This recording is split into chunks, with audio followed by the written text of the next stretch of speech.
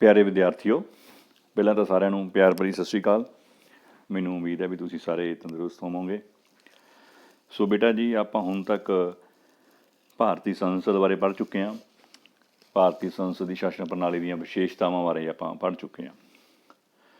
ਸੋ ਇਹ ਪੜ੍ਹਨ ਤੋਂ ਮਗਰੋਂ ਤੇ ਅਸੀਂ ਆਪਣੇ ਜਿਹੜਾ ਐਕਸਪੀਰੀਅੰਸ ਹੈ ਉਹ ਤੋਂ ਦੇਖ ਰਹੇ ਹਾਂ ਵੀ ਜਿਸ ਤਰ੍ਹਾਂ ਭਾਰਤ ਵਿੱਚ ਭਾਰਤੀ ਸੰਸਦ ਦੀ ਜਿਹੜੀ ਸੰਸਦੀ ਸ਼ਾਸਨ ਪ੍ਰਣਾਲੀ ਸੀ ਲਾਗੂ ਕੀਤੀ ਗਈ ਸੀ, ਉਸ ਸੰਸਦੀ ਸ਼ਾਸਨ ਪ੍ਰਣਾਲੀ ਲਾਗੂ ਹੋਣ ਦੇ ਨਾਲ ਵੀ ਭਾਰਤ ਨੇ ਉਨੀ ਤਰੱਕੀ ਨਹੀਂ ਕੀਤੀ ਆਜ਼ਾਦੀ ਤੋਂ ਮਗਰੋਂ ਜਿੰਨੀਆਂ ਨੇ ਲੰਬੇ ਸਮੇਂ ਵਿੱਚ ਉਸ ਨੂੰ ਕਰ ਲੈਣੀ ਚਾਹੀਦੀ ਸੀ।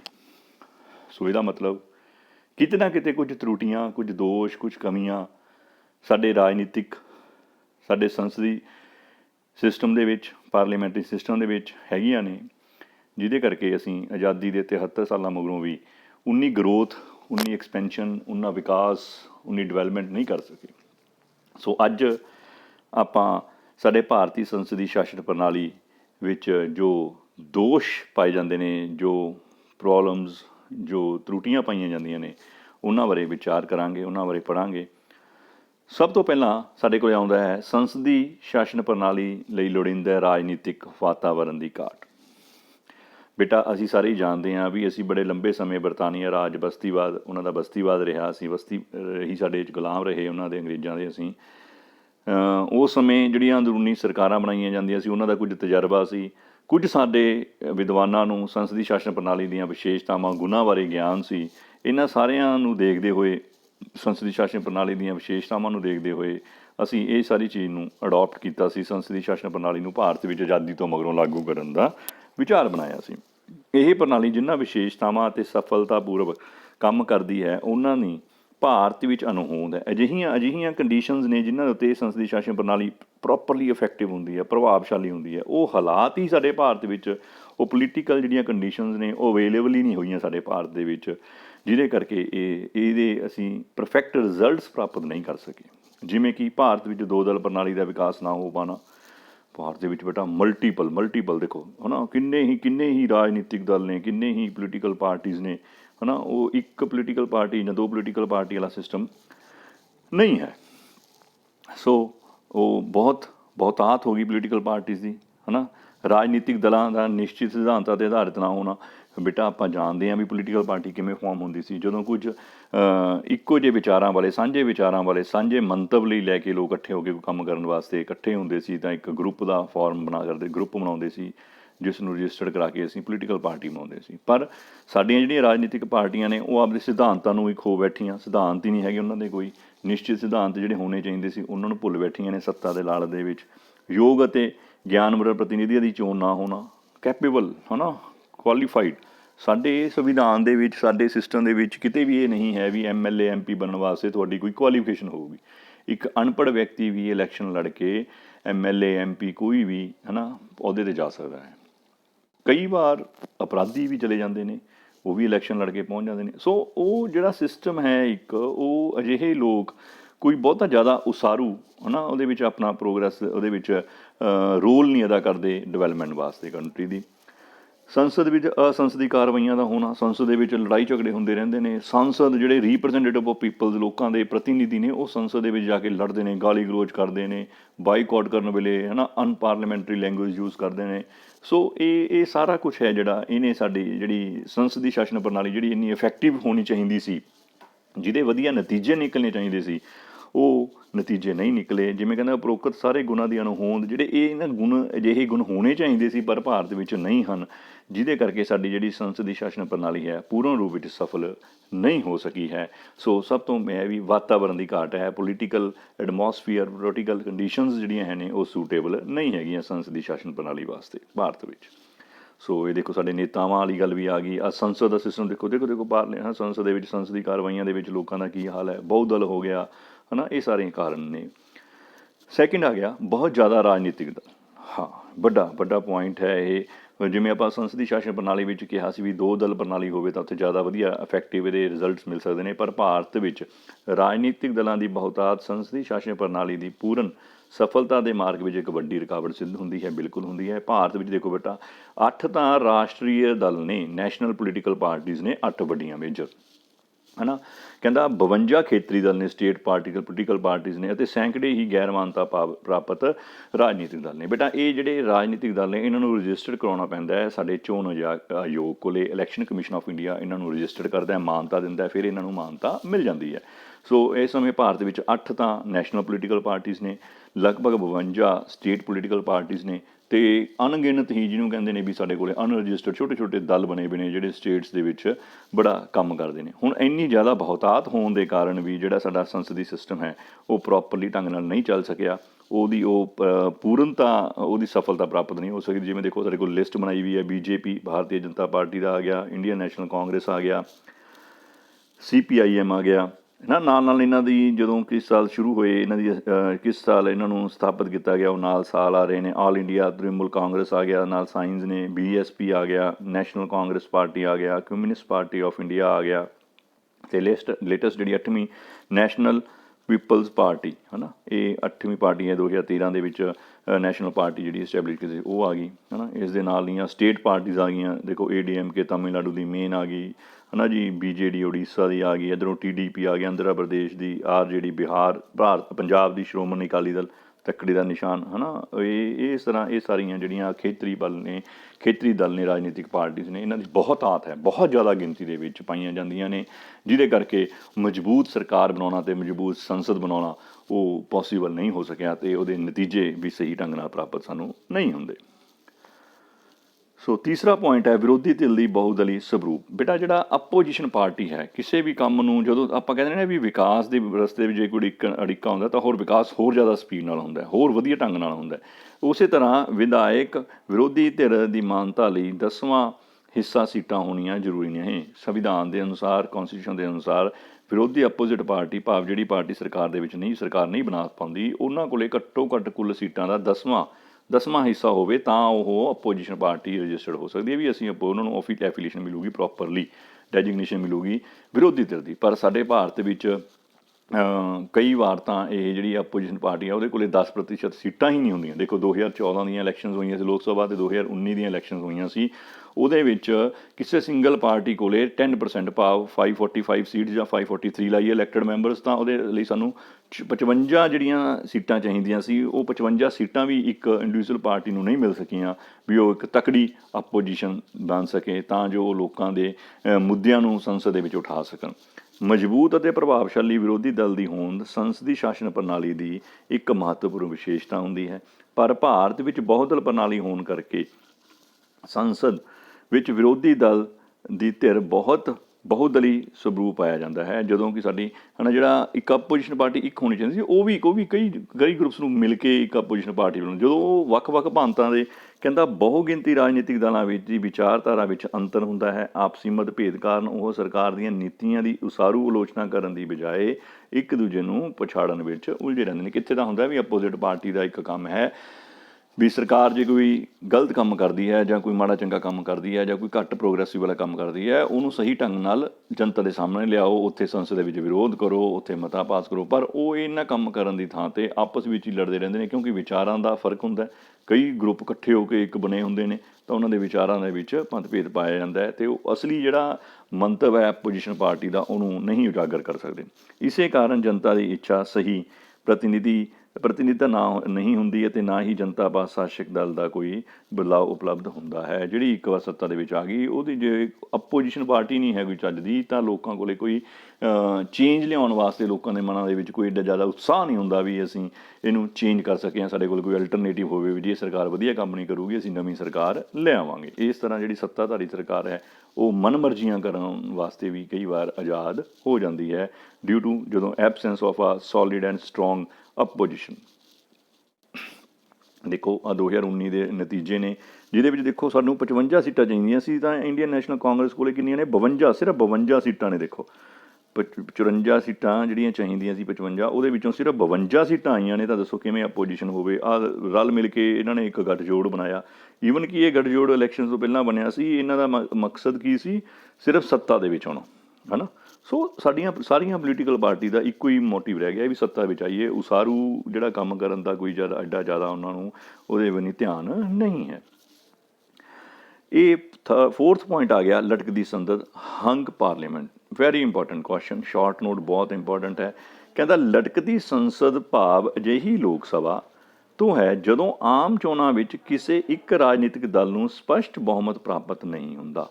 ਭਾਵ ਸਰਕਾਰ ਬਣਾਉਣ ਲਈ ਕਿਸੇ ਇੱਕ ਰਾਜਨੀਤਿਕ ਦਲ ਨੂੰ 50% ਸੀਟਾਂ ਵੀ ਪ੍ਰਾਪਤ ਨਹੀਂ ਹੁੰਦੀਆਂ। ਬਹੁਤ ਇੰਪੋਰਟੈਂਟ ਹੈ ਬੇਟਾ, ਜਦੋਂ ਇਲੈਕਸ਼ਨ ਦੇ ਵਿੱਚ ਕਿ ਆਮ ਚੋਣਾਂ ਦੇ ਵਿੱਚ ਰਾਜਨੀਤਿਕ ਦਲ ਨੂੰ ਸਪਸ਼ਟ ਬਹੁਮਤ ਭਾਵ ਉਹਦੇ ਕੋਲ 50% ਵਾਲਾ ਅੰਕੜਾ, ਜਿਵੇਂ 272 ਸੀਟਾਂ ਇੱਕ ਪੋਲੀਟੀਕਲ ਪਾਰਟੀ ਨੂੰ ਪ੍ਰਾਪਤ ਨਹੀਂ ਹੋਈਆਂ, ਤਾਂ ਸਰਕਾਰ ਕਿਵੇਂ ਬਣਾਊਗੀ? ਤਾਂ ਉਹਨੂੰ 272 ਦਾ ਉਹ ਜਾਦੂਮਈ ਅੰਕੜਾ ਪ੍ਰਾਪਤ ਕਰਨ ਵਾਲੇ ਕਿਸੇ ਨਾ ਕਿਸੇ ਹੋਰ ਦਲ ਤੋਂ ਸਪੋਰਟ ਲੈਣੀ ਪੈਂਦੀ ਹੈ, ਕਿਸੇ ਨਾ ਕਿਸੇ ਹੋਰ ਦਲ ਨੂੰ ਨਾਲ ਜੋੜਨਾ ਪੈਂਦਾ, ਜਿਹਦੇ ਕਰਕੇ ਉਹ ਜਿਹੜੀ ਸੰਸਦ ਹੈ ਉਹ ਡਾਮਾਡੋਲ ਰਹਿੰਦੀ ਹੈ। ਜਦੋਂ ਅਸੀਂ 1 2 ਜਾਂ 2 ਤੋਂ ਵੱਧ ਗਰੁੱਪਸ ਨੂੰ ਆਪਣੇ ਵਿੱਚ ਐਡ ਕਰਦੇ ਹਾਂ ਤਾਂ ਫਿਰ ਹਰ ਇੱਕ ਦੀਆਂ ਡਿਮਾਂਡਸ, ਹਰ ਇੱਕ ਦੀ ਕੋਈ ਨਾ ਕੋਈ ਇੱਛਾ ਹੁੰਦੀ ਹੈ ਵੀ ਸਾਨੂੰ ਸੰਸਦ ਦੇ ਵਿੱਚ ਕੈਬਨਿਟ ਮੰਤਰੀ ਦਿੱਤਾ ਜਾਵੇ, ਸਾਨੂੰ ਫਲਾਣਾ ਪੋਰਟਫੋਲੀਓ ਦਿੱਤਾ ਜਾਵੇ। ਜੇ ਤਾਂ ਉਹ ਮੰਨ ਲਈ ਜਾਵੇ ਤਾਂ ਠੀਕ ਹੈ, ਨਹੀਂ ਜਦੋਂ ਕਿਤੇ ਕੋਈ ਮਾੜੀ ਮੋਟੀ ਵਿਰੋਧਤਾ ਹੁੰਦੀ ਹੈ ਉਹ ਆਪਦੀ ਸਪੋਰਟ ਵਾਪਸ ਲੈ ਲੈਂਦੇ ਨੇ, ਤਾਂ ਸਰਕਾਰ ਦੇ ਉੱਤੇ ਗਿਰਨ ਦਾ ਖਤਰਾ ਰਹਿੰਦਾ ਹੈ। ਤਾਂ ਇਸੇ ਕਰਕੇ ਇਸ ਨੂੰ ਅਸੀਂ ਲਟਕਦੀ ਸੰਸਦ ਬੋਲਦੇ ਹਾਂ ਵੀ ਜਦੋਂ ਕਿਸੇ ਪੋਲੀਟੀਕਲ ਪਾਰਟੀ ਨੂੰ ਇੰਡੀਵਿਜੂਅਲ ਤੌਰ ਦੇ ਉੱਤੇ ਬਹੁਮਤ ਪ੍ਰਾਪਤ ਨਹੀਂ ਹੁੰਦਾ, ਸਪਸ਼ਟ ਬਹੁਮਤ ਪ੍ਰਾਪਤ ਨਹੀਂ ਹੁੰਦਾ, ਉਸ ਨੂੰ ਅਸੀਂ ਹੰਗ ਪਾਰਲੀਮੈਂਟ ਜਾਂ ਲਟਕਦੀ ਹੋਈ ਸੰਸਦ ਬੋਲਦੇ ਹਾਂ। ਭਾਰਤ ਵਿੱਚ ਇਹ ਦੌਰ 1989 ਦੀਆਂ ਆਮ ਚੋਣਾਂ ਦੇ ਵਿੱਚ ਸ਼ੁਰੂ ਹੋਇਆ ਸੀ। ਉਸ ਸਮੇਂ ਕੀ ਹੋਇਆ ਸੀ, ਬਹੁਮਤ ਵਾਸਤੇ ਸਾਨੂੰ 273 ਸੀਟਾਂ ਚਾਹੀਦੀਆਂ ਸੀ। ਇੰਡੀਅਨ ਨੈਸ਼ਨਲ ਕਾਂਗਰਸ ਨੂੰ 197 ਸੀਟਾਂ ਮਿਲੀਆਂ ਸੀ, ਜਨਤਾ ਦਲ ਨੂੰ 143 ਮਿਲੀਆਂ ਸੀ, ਭਾਰਤੀ ਜਨਤਾ ਪਾਰਟੀ ਨੂੰ 85 ਸੀਟਾਂ ਮਿਲੀਆਂ ਸੀ। ਦੇਖੋ ਕਿਸੇ ਕੋਲੇ ਵੀ 273 ਦਾ ਅੰਕੜਾ ਪ੍ਰਾਪਤ ਨਹੀਂ ਸੀ ਹੁੰਦਾ, ਸੋ ਇਹਨਾਂ ਦੋ ਪੋਲੀਟੀਕਲ ਪਾਰਟੀਜ਼ ਨੇ ਜਾਂ ਹੋਰ ਨਾਲ ਐਡ ਕਰਕੇ ਗੱਠਜੋੜ ਦੀ ਸਰਕਾਰ ਬਣਾਈ ਸੀ, ਜਿਸ ਨੂੰ ਅਸੀਂ ਹੰਗ ਪਾਰਲੀਮੈਂਟ ਬੋਲਦੇ ਹਾਂ। ਤਾਂ ਉਸ ਦਾ ਨਤੀਜਾ ਕੀ ਨਿਕਲਿਆ? ਸ਼੍ਰੀ ਵਿਸ਼ਵਨਾਥ ਪ੍ਰਤਾਪ ਸਿੰਘ ਭਾਰਤ ਦੇ 7ਵੇਂ ਪ੍ਰਧਾਨ ਮੰਤਰੀ ਬਣੇ ਸਨ।